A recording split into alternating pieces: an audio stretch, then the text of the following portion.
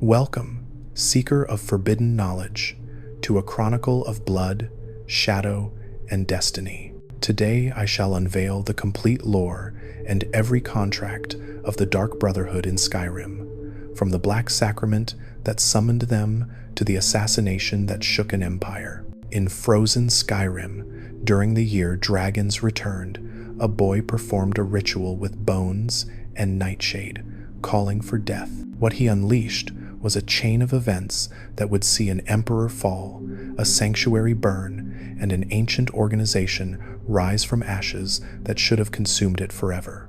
This is the story of assassins who served entropy itself, of a corpse that spoke prophecy, of betrayal from within and triumph against impossible odds. And if you genuinely enjoy this kind of dark storytelling, consider subscribing and liking the channel, but only if you like the content. There are whispers in the shadows of Skyrim, murmured in taverns when the fire burns low and the mead flows freely. Tales of a boy in Windhelm, performing an ancient ritual with flesh and bone and nightshade. Tales of the Black Sacrament. And I have seen what follows when those words are spoken into the darkness. Sweet mother, send your child unto me, for the sins of the unworthy must be baptized in blood and fear. These are not mere words, you understand. They are a summons, a prayer to the Night Mother herself, and in the year of the Dragon Crisis, in this Fourth Era's 201st year, that prayer found an answer in ways none could have predicted. Let me speak first of the Brotherhood, as it stood when the dragons returned.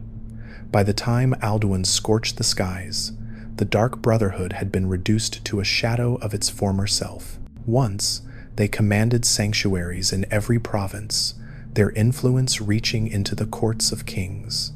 But the Great War had been merciless. On the 5th of last seed in the year 188 of this era, corsairs raided their sanctuaries across Tamriel. Bruma sanctuary fell in 186, its inhabitants slaughtered save one. Shadenhall, Wayrest, Corintha, all lost. By the Dragon Crisis, only one sanctuary remained, a crumbling complex hidden beneath the roads near Falkreath in Skyrim's pine forest. The Brotherhood I encountered was not governed by the ancient laws that had sustained them for eras. The Five Tenets had been discarded. These sacred rules, once decreed: never dishonor the Night Mother, never betray the Brotherhood's secrets, never disobey a superior, never steal from fellow members, and never kill another dark brother or sister. To break these was to invoke the wrath of Sithis. Yet Astrid, the Nord woman who led the Falkreath Sanctuary, had cast these aside, believing them relics of a failed past. Astrid had discovered her aptitude for elimination in youth when she killed an uncle who made unwanted advances. It felt good, she said, really good. She killed another, and it felt even better. In time, she married Arnbjorn, a Nord assassin who carried the beast blood of lycanthropy. Together they presided over what remained: Nazir, a Redguard who administered smaller contracts; Festus Krex, an elderly Nord destruction mage; Gabriella, a Dunmer assassin with her pet spider Lys; Vizara, an Argonian blademaster; and Babette, who appeared as a 10-year-old child but was actually a 300-year-old Breton vampire, the oldest member and a master of alchemy. But now, I must turn your attention to the Brotherhood's spiritual foundation. The Dark Brotherhood served Sithis, the Dread Father, avatar of entropy and chaos, representation of the void itself. Imagine a perfect, cloudless midnight, cold as winter ice and shrouded in shadow. That is Sithis. Serving as conduit between Sithis and the Brotherhood was the Night Mother, whose preserved corpse traveled in a great coffin. When clients wished to employ the Brotherhood's services, they would perform the Black Sacrament, fashioning an effigy from actual body, parts, bones, flesh, a heart, a skull, placing it within candles, stabbing it with a nightshade-rubbed dagger while chanting that ancient prayer. If heard, the Night Mother would relay the contract to her listener, the one soul who could hear her voice. yet there had been no listener for decades.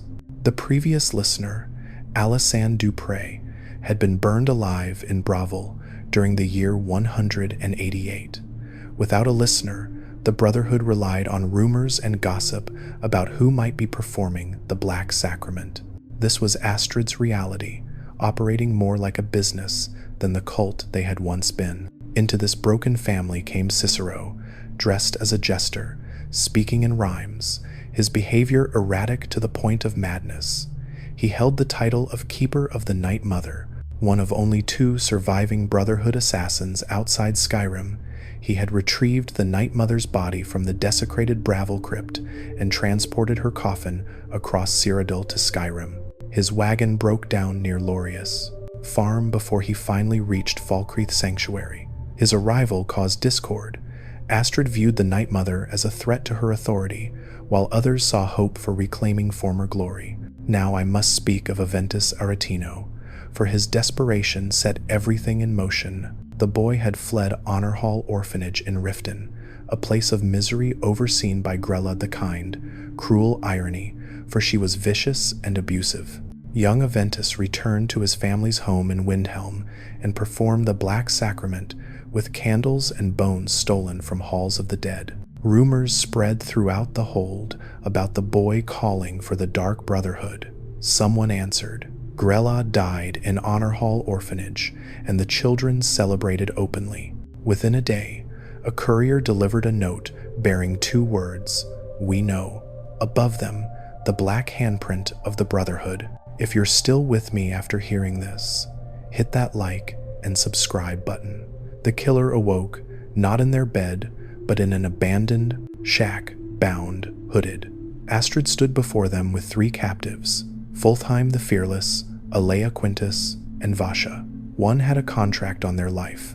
The killer must determine which and eliminate them. A test of skill and commitment. There was a hidden 4th option, kill Astrid herself, which would lead to destroying the Brotherhood entirely, earning 3,000 gold from Commander Morrow, but forfeiting all other rewards. But most killed at least 1 captive. Astrid extended an invitation to join the family, providing directions to the sanctuary and the password, "Silence, my brother." The sanctuary door, hidden beneath the road, bore a carved skull with the Brotherhood's handprint. It asked, "What is the music of life?" Only the correct answer granted entry. Inside, the complex was carved from ancient Nordic ruins and natural caves. A word wall taught part of the marked for death shout. Astrid directed the newcomer to Nazir for initial contracts. Allow me to tell you about those contracts. The first was Betrayal, a mine boss in Dawnstar who could be provoked into hostility. The second was Narfi, a mentally ill beggar in Iverstead who waited for his dead sister's return. Some believed his death a mercy killing. The third was Enodius Papias, requiring stealth to avoid witnesses. After these, Astrid assigned a major contract. Meet Muiri in Markarth. Muiri had been betrayed by Elaine Dufont, who used her to gain information that led to the murder of Frigga Shattershield. Elaine now led bandits from Dwemer ruins at Raldbathar. Muiri offered a bonus for killing Nilsine Shattershield, though this would cause Nilsine's mother Tova to commit suicide from grief. With Elaine dead, Astrid grew suspicious of Cicero, ordering the assassin to spy on him by hiding in the Night Mother's coffin. This changed everything. The Night Mother spoke, not to Cicero, but to the spy. She identified them as her chosen listener and revealed that Amon Motier awaited at Vollenrud with a contract. Astrid assigned more contracts while considering this development.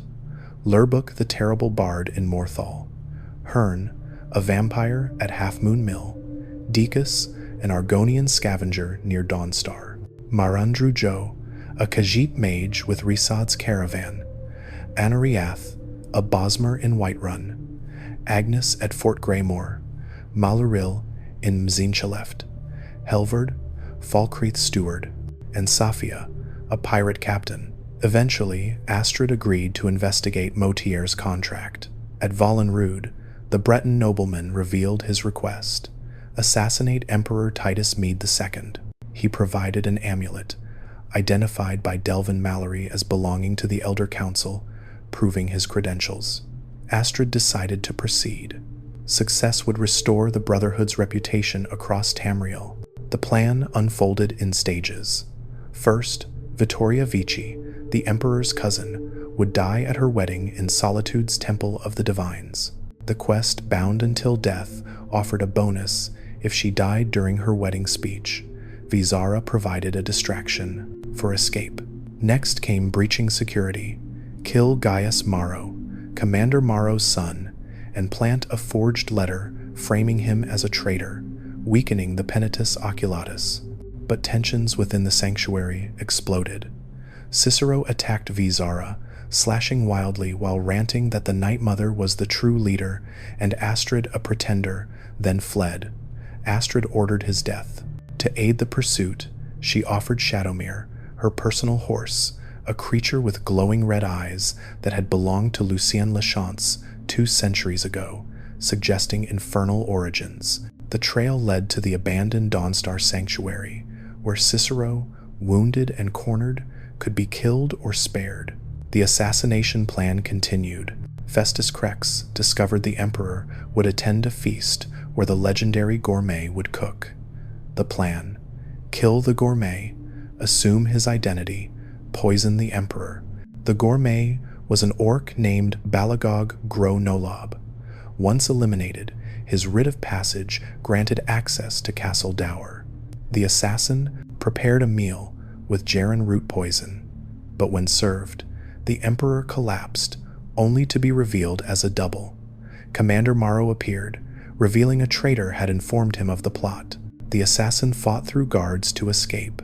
If these facts has kept you listening this far, and you want more of these facts from Skyrim, hit that like button. It really motivates me to create more such videos. Returning to the sanctuary revealed devastation. The quest, Death Incarnate, showed the Falkreath Sanctuary under assault by Penitus Oculatus. Festus lay dead outside, pinned by arrows.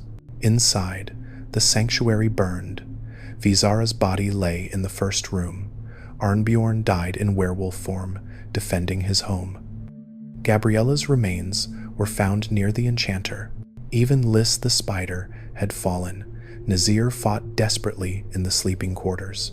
Trapped, the Night Mother commanded the listener to hide in her coffin. Nazir shoved it through a stained glass window into water below as the sanctuary burned. When freed by Nazir and Babette, only 3 Brotherhood members remained alive, 4 if Cicero had been spared. In a hidden room, Astrid lay burned beyond recognition, surrounded by candles arranged as the Black Sacrament. She confessed.